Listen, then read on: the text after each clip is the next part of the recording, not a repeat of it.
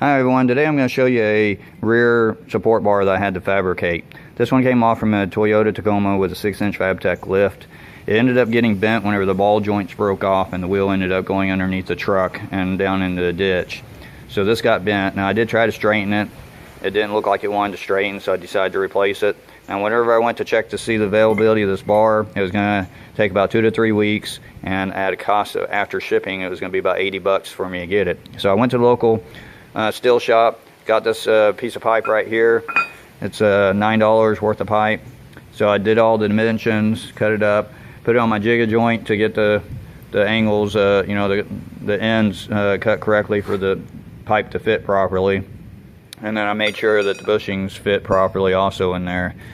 But I ended up getting it all welded up and saving a ton of money and a ton of time. Now, most of my projects like this, whenever I do fabricate them, I use a Millimatic 135 welder. And right here you can see my Millimatic 135. It's basically a pretty good welder. I've had this one for about 15 years now and I haven't had any major issues from it other than just a regular maintenance. But anyway, I hope you enjoyed my video today. If you haven't already, please subscribe. Thanks for watching, and I will see you in the next video.